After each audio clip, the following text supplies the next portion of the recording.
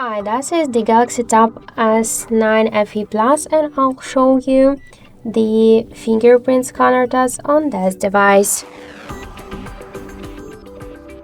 I just set up my fingerprint to the scanner here and now I'll make a couple of tries to unlock the device with my fingerprint and we'll see how fast this option is and does it works.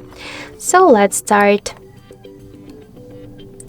1, 2, 3, 4, 5.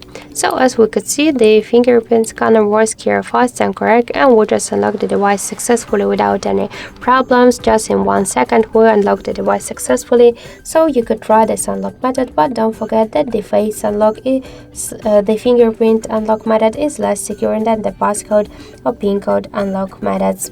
So that's it. Thank you for watching, and if you find this video helpful, leave thumbs up and subscribe our channel.